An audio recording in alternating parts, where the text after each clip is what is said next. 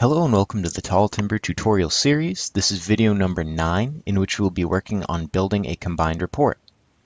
This is part of step number 4, process and get results.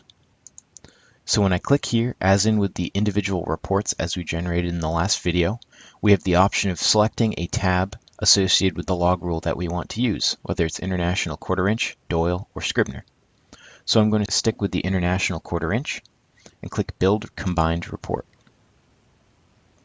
Once I've done this, I already have subreports ordered in the way that I used them previously.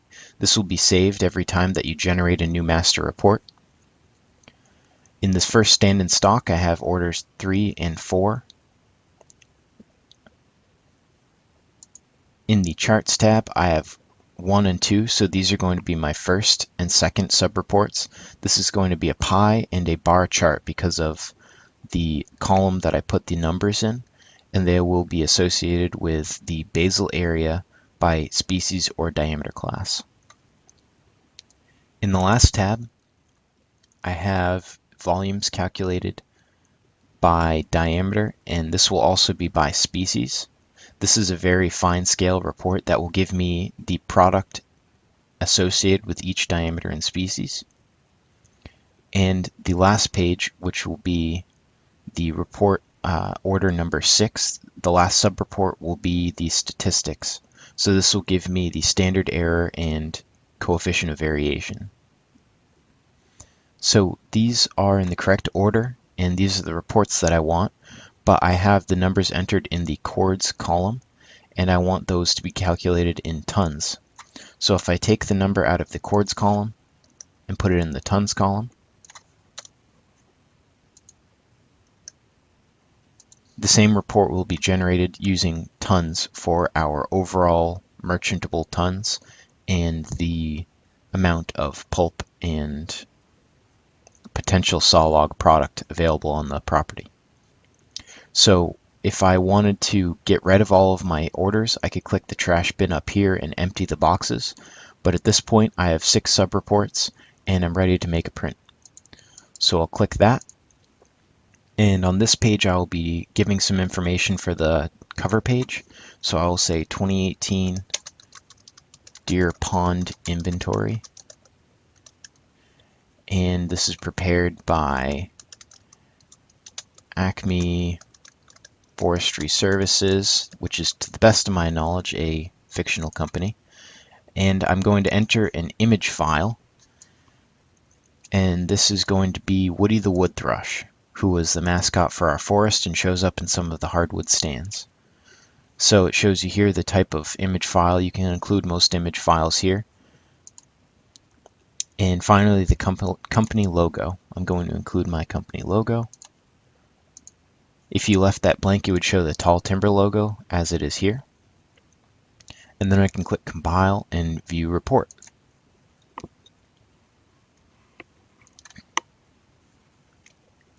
So here's my master report. I can maximize this page.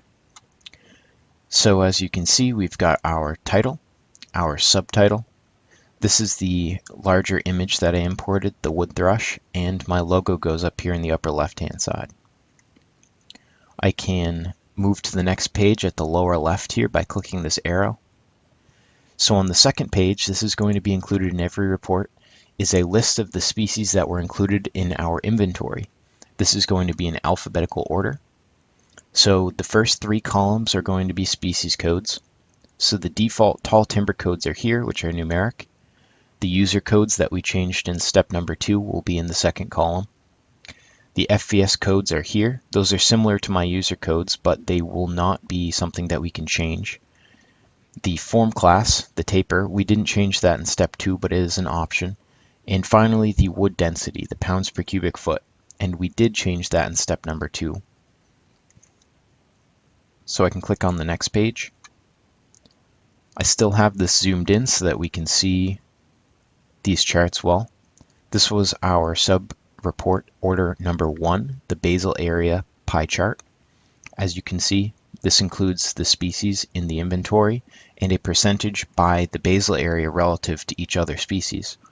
So red spruce is our dominant species here. and some information is included up at the top about how the volumes are calculated and some information about the property. I can go to the next page, which is our bar chart. This is the by diameter. The softwood and hardwood species are broken out here just as groups, and then the basal area by each diameter. So I can zoom out to view this better by left clicking. And moving on to the next page, we have a stand and stock table. This is a basic one. This is our acceptable and unacceptable table. It would include the C and L calls if we had included those in our inventory. And this is that fine scale report that I had mentioned, where we have by species the diameter and in the columns the products that we called, as well as a total. Now, if I'd said in the column that I wanted to calculate cords here, this would be pulp would be in cords, total merchantable cords would be in the right-hand column, and this goes for every species in the inventory. So because of the number of species that I have, which was not many, but still it's going to go on to a second page. So this is why when we are identifying the order of the subreports, we're not giving page numbers, but rather just giving the order that they're produced in.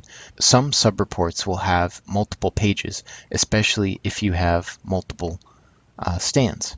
So this is page 8, and moving on to the last page, which is the last subreport of the series in this master report, we have the statistics table. This gives us the different products in the columns, values for those in the mean total, and then some statistics such as the coefficient of variation, standard error, and confidence intervals. So now that I've completed my combined report, I can print or save to a PDF using the print button up here. In the next few videos, we'll be working with the FVS growth modeling software, and with that, we'll be able to generate a couple more reports, subreports that can be combined in the overall master report. So once we've done that, I'll show you how to include those in your reporting. So, thank you for watching. Please stay tuned for FVS growth modeling.